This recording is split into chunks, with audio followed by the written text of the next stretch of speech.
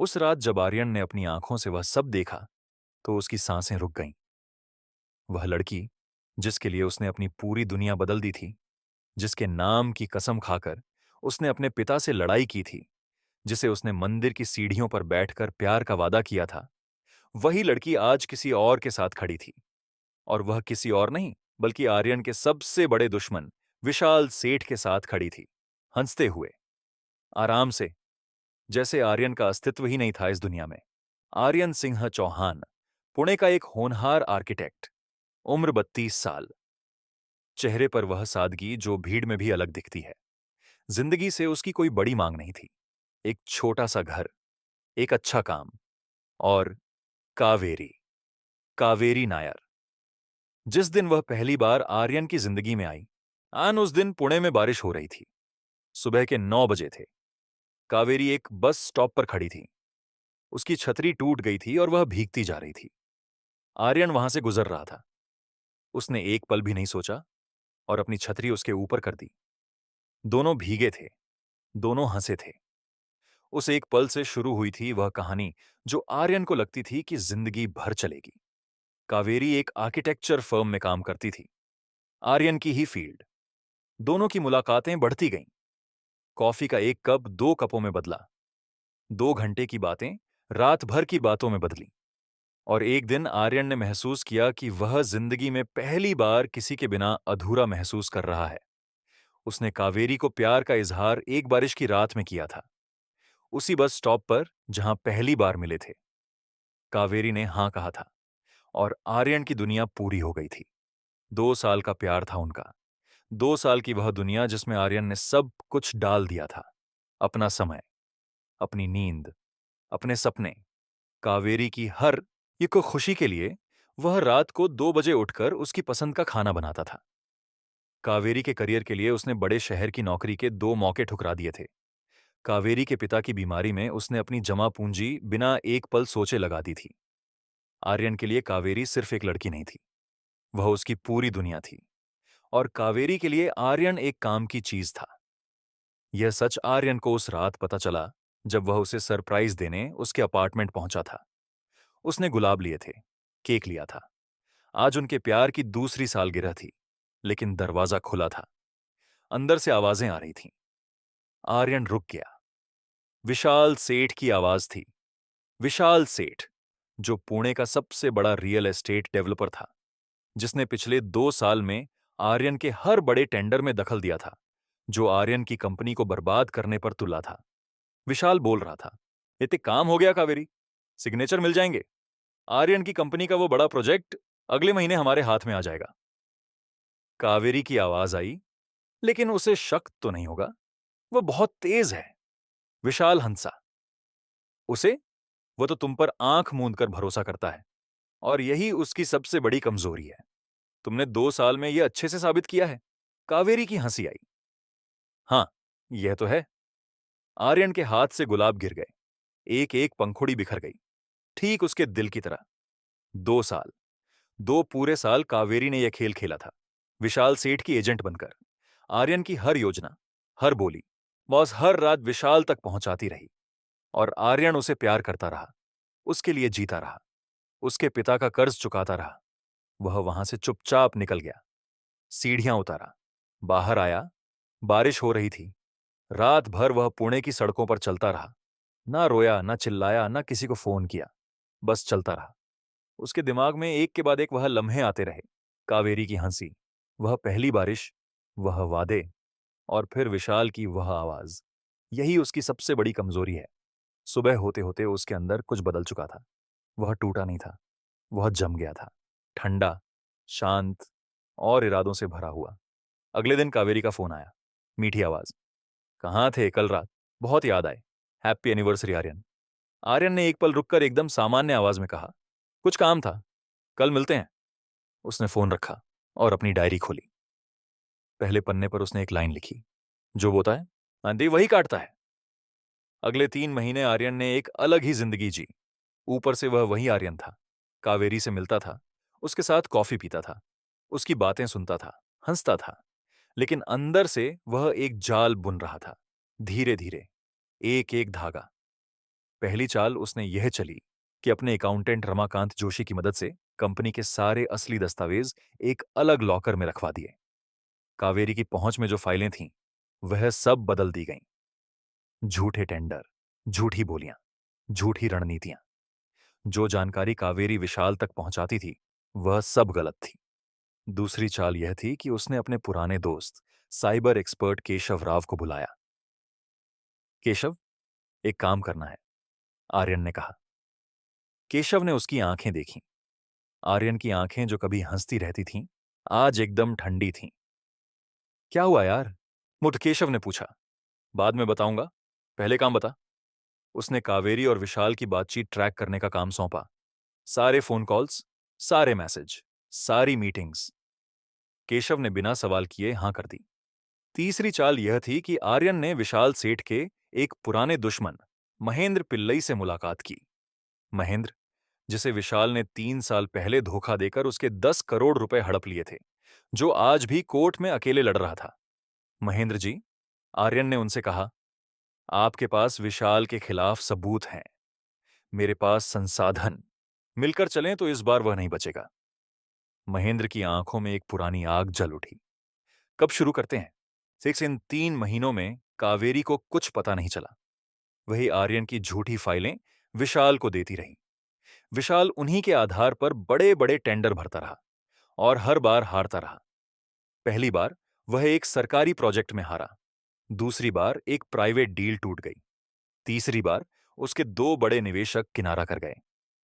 एक दिन विशाल ने गुस्से में कावेरी को फोन किया। ये क्या हो रहा है? तुम जो जानकारी दे रही हो वह हर बार गलत निकल रही है। कावेरी घबरा गई। मैं तुम्हें वही दे रही हूं जो मुझे मिल रहा है। आर्यन कुछ छुपा नहीं रहा। विशाल ने फोन काट दिया। कावेरी बेचैन हुई। वह आर्यन के पास गई। आर्यन, तुम कुछ बदल रहे हो अपनी कंपनी में? आर्यन ने उसकी आंखों में देखा, मुस्कुराया। नहीं तो, सब वैसा ही है। वह झूठ इतने आराम से बोला कि कावेरी को एक पल के लिए लगा शायद विशाल ही गलत सोच रहा है। उसे नहीं पता था कि जिस इंसान को वह इतने दिनों से धोखा दे रही थी, आज वही इंसान उसे सबसे बड़ा सबक देने की तैयारी कर रहा था। 3 महीने बाद पुणे में उस साल का सबसे बड़ा कमर्शियल प्रोजेक्ट टेंडर खुला। 500 करोड़ का। एक पूरा बिजनेस डिस्ट्रिक्ट, पूरे शहर की नजरें उस पर टिकी थीं। विशाल सेठ पूरी तैयारी के साथ आया था। उसे यकीन था कि इस बार वह जीतेगा। कावेरी ने उसे आर्यन की पूरी रणनीति, पूरी बोली, लानम पूरा प्लान बता दिया था, या ऐसा विशाल सोचता था। टेंडर खुला। आर्यन सिंह चौहान आर्किटेक्ट्स ने वह प्रोजेक्ट जीत लिया। विशाल का चेहरा पत्थर बन गया। लेकिन यह तो बस शुरुआत थी। उसी शाम केशव ने आर्यन को एक पेन ड्राइव दी। इसमें सब है, पिछले 3 महीनों की कावेरी और विशाल की सारी recording, phone calls, message, meetings. Aryan ने पेन ड्राइव हाथ में ली। एक पल के लिए आंखें बंद की। कावेरी का चेहरा आया, वह पहली बारिश, वह टूटी छतरी, वह हंसी। फिर उस रात का सच आया, विशाल की आवाज। यही उसकी सबसे बड़ी कमजोरी है। आर्यन ने आंखें खोलीं। चेहरे पर एक शांत, माउंट ठंडी मुस्कान थी। उसने फोन उठाया और कावेरी को मैसेज किया। कल शाम 6 बजे, वही जगह जहां हम पहली बार मिले थे। कुछ जरूरी बात करनी है। कावेरी का जवाब तुरंत आया। दिल वाला निशान। जरूर आऊंगी। अगली शाम। वह बस स्टॉप। वह जगह जहां 2 साल पहले एक बारिश में 2 लोगों की कहानी शुरू हुई थी। कावेरी पहले पहुंची। उसने वही पीली साड़ी पहनी थी जो आर्यन को सबसे पसंद थी। जब आर्यन आया, उसे देखकर वह मुस्कुराई। आर्यन ने उसे देखा। 2 साल पहले यही चेहरा उसकी दुनिया थी। आज यही चेहरा उसके सबसे गहरे दर्द की याद थी। कावेरी ने हाथ बढ़ाया। आर्यन ने थामा नहीं। कावेरी ने हैरानी से पूछा, क्या हुआ? सब ठीक है? आर्यन ने एक लिफाफा निकाला और उसकी तरफ बढ़ाया। कावेरी ने खोला। अंदर थी उस रात की तस्वीरें, कावेरी और विशाल, फाइलें बदलते हुए, हंसते हुए। कावेरी का चेहरा सफेद पड़ गया। उसके हाथ कांपने लगे। यह क्या है? आर्यन ने शांत आवाज में कहा, सच है। जो तुमने मेरे साथ किया, आन उसकी पूरी कहानी। कावेरी की आंखें भर आईं। आर्यन, मुझे माफ करो, मैं मजबूर थी। विशाल ने मेरे पिता के पुराने कर्ज का हवाला देकर मुझे फंसाया था। मैं डर गई थी। मुझे रास्ता नहीं दिखा। आर्यन ने उसकी आंखों में देखा। एक लंबा गहरा पल। तुम मुझसे मदद मांग सकती थी, कावेरी। मैंने तुम्हारे पिता के लिए जो किया, वह तुम्हें पता था। उनकी बीमारी में जब अस्पताल का बिल आया था, मैंने बिना एक पल सोचे अपनी बचत लगा दी थी। तुम्हें क्या लगा, उनके कर्ज के लिए मैं कुछ नहीं करता? कावेरी रोती रही। आर्यन ने दूसरा लिफाफा निकाला। इसमें तुम्हारे पिता का सारा कर्ज चुका दिया गया है, 3 महीने पहले। जिस दिन मुझे सच पता चला, उसी रात मैंने फैसला किया। कावेरी की सांस रुक गई। क्या? हां, 3 महीने पहले से तुम्हारे पिता पर कोई कर्ज नहीं था। तुम उस दिन से आजाद थीं। एक लंबी खामोशी। लेकिन तुमने विशाल का साथ नहीं छोड़ा। कावेरी के पास कोई जवाब नहीं था। यह सच था। जब पिता का कर्ज खत्म हो गया था, तब भी उसने विशाल का साथ नहीं छोड़ा था। क्योंकि विशाल उसे एक बड़ी जिंदगी का सपना दिखा रहा था। एक 5 सितारा जिंदगी जो आर्यन कभी नहीं दे सकता था। वह लालच था, डर नहीं। आर्यन ने तीसरा लिफाफा निकाला। यह विशाल सेठ के खिलाफ कोर्ट में दाखिल की गई शिकायत की कॉपी है। महेंद्र पिल्लई और 4 और लोग जिन्हें मैंने उसने धोखा दिया था, सब मिलकर गए हैं। आज रात फाइल हो गई है। कल सुबह पुणे पुलिस उसके दफ्तर पहुंचेगी। कावेरी की आंखें फैल गईं। और एक बात। आर्यन की आवाज अब और भी शांत हो गई थी। तुम्हारे और विशाल के पिछले 3 महीनों की सारी बातचीत, सारे मैसेज, वह सब भी उस शिकायत के साथ है। पुलिस तुम्हारे पास भी आएगी। कावेरी के पैरों तले जमीन खिसक गई। आर्यन, आओ रुको। उसने जेब से एक छोटी सी चिट्ठी निकाली। यह मेरे वकील को दी गई चिट्ठी है, जिसमें लिखा है कि तुम्हारे खिलाफ शिकायत वापस ली जाए, बशर्ते कि तुम पुलिस के सामने सच बोलो, विशाल के खिलाफ गवाह बनो। यह फैसला तुम्हारा है। कावेरी रोती रही। आर्यन, मैंने तुम्हारे साथ बहुत गलत किया। मुझे माफ कर दो। तुम्हारे बिना जीना नहीं जानती। आर्यन ने उसे देखा। उसकी आंखों में आंसू थे, लेकिन वह आंसू माफी के नहीं थे। वह आंसू उस प्यार के लिए थे जो कभी था, जो सच था, जो अब नहीं रहा। माफी और भरोसा एक जैसे नहीं होते, कावेरी। उसने बहुत धीरे से कहा। माफ करना मेरे लिए मुश्किल नहीं है, लेकिन भरोसा एक बार टूटे तो वापस नहीं जुड़ता। मैं तुम्हें माफ करता हूं, लेकिन तुम्हारे पास वापस नहीं आ सकता। वह मुड़ा। कावेरी ने उसका हाथ थाम लिया। आर्यन, बिना तुम्हारे मेरी जिंदगी में कुछ नहीं। आर्यन ने उसका हाथ धीरे से छुड़ाया। कावेरी, शुद्ध, तुमने 2 साल में खुद साबित किया कि तुम्हारी जिंदगी में मैं हमेशा दूसरे नंबर पर था। पहले नंबर पर थी तुम्हारी महत्वाकांक्षा। अब वह भी तुम्हारे पास नहीं, लेकिन मैं उसकी वजह नहीं बन सकता। वह चला गया। कावेरी उसी बस स्टॉप पर बैठ गई, उसी जगह जहां 2 साल पहले 2 लोगों की कहानी शुरू हुई थी। अब वह अकेली थी और अंधेरा था। अगले दिन की सुबह पुणे के सारे अखबारों में खबर थी। विशाल सेठ गिरफ्तार। पुणे के मशहूर डेवलपर पर धोखाधड़ी और वित्तीय अपराध के गंभीर आरोप। और उस गिरफ्तारी में सबसे अहम गवाह थी कावेरी नायर। उसने सच बोला था। शायद इसीलिए नहीं कि उसे डर था, बल्कि इसलिए कि पहली बार उसे सच में एहसास हुआ था कि उसने क्या खोया था। आर्यन की कंपनी का वह 500 करोड़ का प्रोजेक्ट शुरू हो चुका था। हर सुबह वह साइट पर जाता था, अपने इंजीनियरों के साथ काम करता था, जमीन से इमारतें उगते देखता था। उसे यह काम हमेशा से पसंद था, जमीन पर कुछ बनाना, जो टिके, जो लोगों के काम आए। एक दिन साइट पर उसका पुराना दोस्त निखिल मिला। यार, निखिल बोला, कावेरी के बारे में पता चला? उसने पुणे छोड़ दिया, चेन्नई चली गई। वहां एक छोटी सी कंपनी में काम कर रही है, अकेले रहती है। आर्यन ने एक पल रुककर कहा, ठीक है, बस इतना? निखिल ने हैरानी से देखा। आर्यन ने एक छोटी सी मुस्कान दी। इंसान जो बोता है, वही काटता है। आगे कुछ नहीं कहा। उस दिन शाम को जब वह घर लौट रहा था, स्मोर से उसका फोन बजा। अनजान नंबर। उसने उठाया। दूसरी तरफ से एक जानी पहचानी आवाज आई। आर्यन। कावेरी। आर्यन ने एक पल सोचा, फिर शांत आवाज में बोला, कहो। मैं जानती हूं कि मेरे पास तुमसे बात करने का कोई हक नहीं है, बस एक बात कहनी थी। आर्यन चुप रहा। तुमने जो किया, मेरे पिता का कर्ज चुकाना, यह जानते हुए भी कि मैं तुम्हें धोखा दे रही थी, मैं आज तक नहीं समझ पाई। क्यों किया?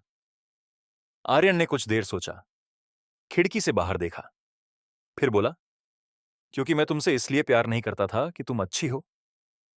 मैं तुमसे इसलिए प्यार करता था क्योंकि मैं अच्छा था, और मैं वही रहूंगा, चाहे कुछ भी हो। लाइन पर खामोशी छा गई। दूसरी तरफ से हल्की सी सिसकी सुनाई दी। आर्यन ने धीरे से कहा, आए तो अपना ख्याल रखो, और उसने फोन रख दिया। वह गाड़ी से उतरा। आसमान में तारे थे। पुणे की रोशनियां नीचे बिछी हुई थीं। कहीं दूर से बारिश की खुशबू आ रही थी। वही खुशबू, वही रात। लेकिन इस बार कोई टूटी हुई छतरी नहीं थी। इस बार आर्यन अकेला था, लेकिन अधूरा नहीं। कुछ महीने बाद उस प्रोजेक्ट का पहला हिस्सा पूरा हुआ। पुणे के बाहरी इलाके में एक नया बिजनेस कॉम्प्लेक्स खड़ा था। शीशे की दीवारें, ऊंची इमारतें, हरियाली। उद्घाटन के दिन पुणे के बड़े लोग आए थे। अखबार वाले आए थे। कैमरे थे। तालियां थीं।